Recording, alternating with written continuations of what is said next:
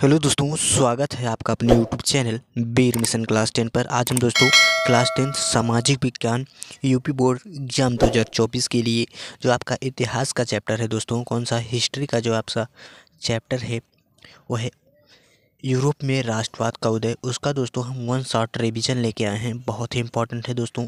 ठीक है, आइए देखते हैं, ये समझते हैं कुछ इंपॉर्टेंट एमसीक्यू जो देखेंगे। ठीक है, ऑल जो इस चैप्टर से जितने भी क्वेश्चन बन सकते थे उनको हमने सभी सम्मिलित कर लीजिए। ज़्यादा पढ़ने की ज़रूरत नहीं है दोस्तों, यदि आप इसको ही देख लेते हैं, कर लेते हैं तो यही जो है दोस्तों आपकी काफ़ी है। ठीक है, तो पहला जो इतिहास का जो चैप्टर है दोस्तों वो है यूरोप में राष्ट्रवाद का उदय। ठीक है दोस्तों, आइए समझते हैं। यूरोप में राष्ट्रवाद का उदय, आपको 3 टॉपिक पर केवल और केवल ध्यान देना है दोस्तों। एक फ्रांसीसी क्रांति पर देना है। तो दोस्तों जो फ्रांसीसी क्रांति ही वो कब हुई थी? 1789 में हुई थी। कब हुई थी? 1789 में हुई थी। 1674 में दोस्तों लुई 16वां इसका क्या बना था? लुई 16 क्या बना था? इसका शासक बना था। कहाँ का? फ्रांस का बना था। ठीक है, अगला है दोस्तों जर्मनी का एकीकरण। जर्मनी का एकीकरण कब हुआ था? तो जर्मनी का जो एकीकरण हुआ था 1866 से लेकर 1871 तक हुआ। अगर पूछे जर्मनी की एकीकरण संपन्न कब हुआ तो 1871 में। कब हुआ था? 1871 में संपन्न हो गया था, यानी कि स्वतंत्र एक देश बन गया था। ठीक है, तो अगला है इटली। इटली के एकीकरण कब हुआ था? तो इटली का जो एकीकरण हुआ था सर 1859 से लेकर 1870 तक बीच हुआ था दोस्तों। अगर आपका स्वतंत्र पूरी एकीकरण कब हुआ था इटली का? तो 1870 में हुआ था। ठीक है, आप ऐसे बता देंगे। आप इन 3 टॉपिक पर ज़्यादा ध्यान दीजिए दोस्तों, यहीं से आपके पेपर में आनी है। ठीक है, अब आइए हम देखते हैं राष्ट्रवाद क्या है। भाई यूरोप में राष्ट्रवाद का आप चैप्टर पढ़ रहे हैं, तो जब हम राष्ट्रवाद के बारे में नहीं जानेंगे तो क्या मतलब है पढ़ने का? तो राष्ट्रवाद क्या है?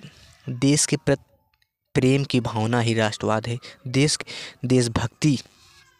ठीक है, देश के प्रति आप कितनी चाह रखते हैं, यही आपकी क्या है?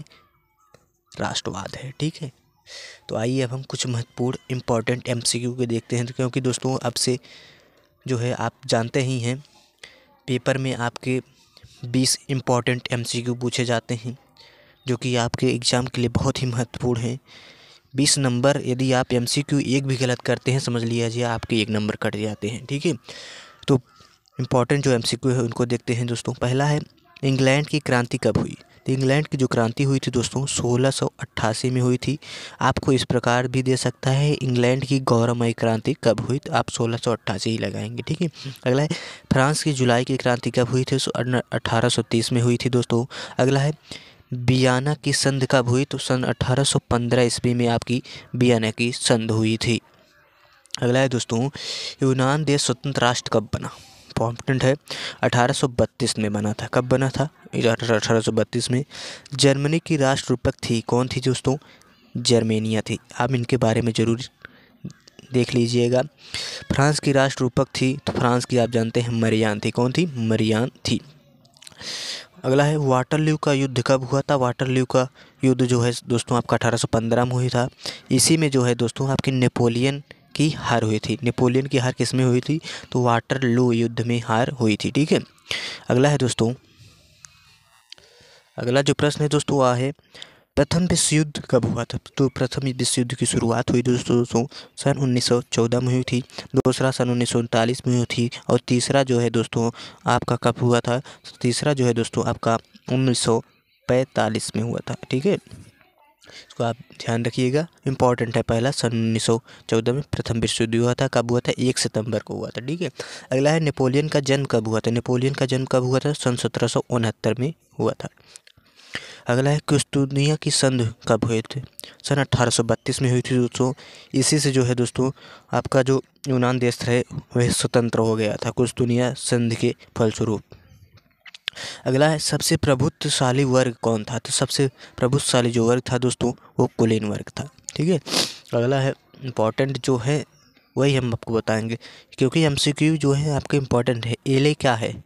जर्मनी में सन 1833 में कपड़ा मापने की इकाई थी दोस्तों। कहाँ? जर्मनी में। अब आइए हम देखते हैं कुछ महत्वपूर्ण और एमसीक्यू। अगला है यंग इटली की स्थापना किसने की और यंग यूरोप की स्थापना की थी?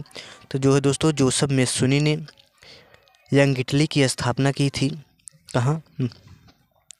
सन 1831 में की थी। और यंग यूरोप में जो है इसने मर्सोई में यंग इटली की स्थापना की और यंग यूरोप की स्थापना की थी। आपसे पूछ सकता है तो यंग इटली की स्थापना किसने की थी? जोसेफ मेस्सुनी ने की थी। यंग यूरोप की स्थापना किसने की थी? जोसेफ मेस्सुनी ने की थी। यंग इटली की स्थापना कब हुआ थी? कब की थी? सन 1831 में की थी। और जोसेफ मेस्सुनी का जन्म कब हुआ पूछे तो सन 1807 में हुआ था। ठीक है, आप MCQ के लिए इम्पोर्टेंट है दोस्तों, इसीलिए हम इसको करा रहे हैं। जलविरायन शुल्क संघ की स्थापना कब हुई थी? सन 1834 में हुए थे। जलविरायन आपसे पूछ सकता क्या है? तो जलविरायन एक शुल्क संघ था, ठीक है। और इसमें कौन शामिल हुए थे? तो जर्मन के युवा, जर्मनी के जो युवा थे अधिकतर लोग इसमें शामिल हुए थे जलविरायन शुल्क में। अगला है दोस्तों, जर्मनी की एकीकरण का श्रेय किसे दिया तो जो जाता है? तो जर्मनी के एकीकरण का जो श्रेय दिया जाता है दोस्तों ऑटो वन बिस्मार्क को दिया जाता है, क्योंकि इसने बहुत ही प्रयास किए थे एकीकरण करने के लिए और अंततः सफल भी रहा। अगला है दोस्तों, इटली का सम्राट घोषित किया गया जब इटली स्वतंत्र हो गया सन 1870 में, तो सम्राट किसे घोषित किया गया? तो विक्टर एमेनुएल को किया गया था। ठीक है, अगला है नेपोलियन की संधि बनी कब बनी थी दोस्तों? सन 1804 में, जो है जिसे नेपोलियन कोड भी कहा जाता है। नेपोलियन सन 1804 में बनी थी। ठीक है दोस्तों, इटली के क्रांतिकारी थे, तो इटली के कौन कौन क्रांतिकारी थे दोस्तों? इटली के जो आपके क्रांतिकारी थे वो मेस्सिनी थे, कावूर थे, कावूर और गैरीबाल्डी थे। ठीक है दोस्तों, अगला है यूरोप का मरीज किस देश को कहा जाता है? तो यूरोप का मरीज है दोस्तों उस तुर्की को कहा जाता है यूरोप को मरीज। क्रीमिया का युद्ध कब हुआ था? सन 1854 से लेकर 1856 के बीच क्रीमिया का युद्ध हुआ था। यूरोप का मरीज जो है दोस्तों आपका तुर्की कहा जाता है, इम्पॉर्टेंट है। ठीक है दोस्तों, और एक कथन है दोस्तों आपके मेटरनिक का, जब फ्रांस सीखता है तो सारे यूरोप को सर्दी जुखाम हो जाता है। यह जो है आपका दोस्तों मेटरनिक का कथन था, उसको आप याद रखिएगा। ठीक है, अगला है दोस्तों, तो अब दोस्तों हम कुछ महत्वपूर्ण लघु उत्तरीय प्रश्नों को देखेंगे।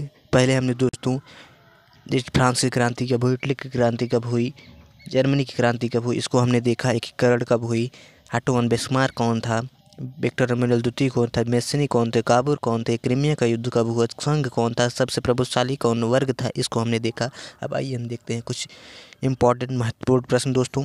हम उन्हीं को लेके आए हैं जो आपके एग्जाम में पूछे जाते हैं, पूछे गए हैं। ठीक है दोस्तों, उन्हीं को हम बहुत से प्रश्नों को लेने का कोई मतलब नहीं है, जो पूछे जाते हैं जो रिपीटेड होते हैं उनको ही हम कराएंगे। ठीक है, पहला जो प्रश्न है आपका दोस्तों, फ्रांसीसी क्रांति का यूरोप पर क्या प्रभाव पड़ा? आपका 3 मार्क्स का पूछा जाता है दोस्तों इसी। तो पहला जो प्रश्न है वो फ्रांसीसी क्रांति का यूरोप पर क्या प्रभाव पड़ा, ये हो गया आपका। दूसरा प्रश्न है जो दोस्तों, सन 1848 की उदारवादी क्रांति का क्या परिणाम हुआ, इसको आप देख लीजिएगा। तीसरा प्रश्न है दोस्तों, तीसरा जो प्रश्न है, बाल्कन प्रदेश में राष्ट्रवादी तनाव क्यों पनपा? तो बाल्कन प्रदेश में राष्ट्रवादी तनाव क्यों पनपा था दोस्तों, आप इसको देख लीजिएगा। अगला है मरियान और जर्मेनिया कौन थे, उन्हें किस तरह चित्रित किया गया था? वेरी वेरी मोस्ट इंपॉर्टेंट दोस्तों, आप इनको जरूर पढ़ के जाइएगा। ये या तो MCQ में बनेंगे या तो फिर प्रश्न लिखने का आएगा 3 नंबर के लिए। मरियान कौन थी? ये फ्रांस की क्या थी, नारी एक राष्ट्रपति थी। जर्मेनिया है जो है जर्मनी के राष्ट्रपति थी, आप इनको याद रखिएगा।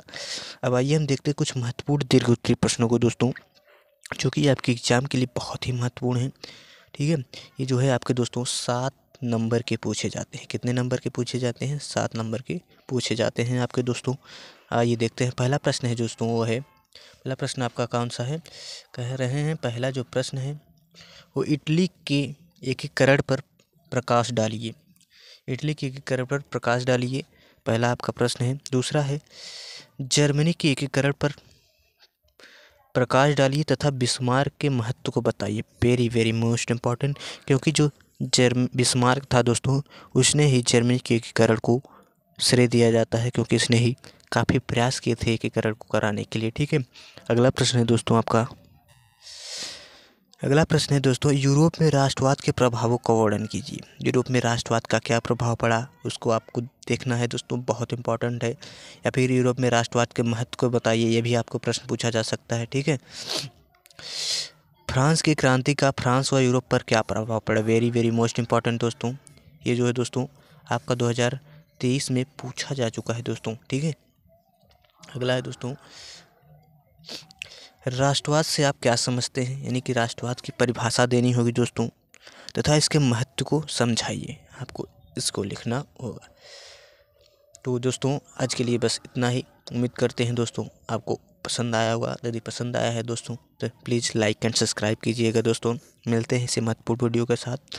हमने जो दोस्तों इम्पॉर्टेंट थे उसी को देखा है दोस्तों। यदि आप इसको देख लेते हैं तो आपके यूपी बोर्ड एग्ज़ाम 2024 के लिए चैप्टर 1 हिस्ट्री इम्पॉर्टेंट इतना ही काफ़ी है। ठीक है।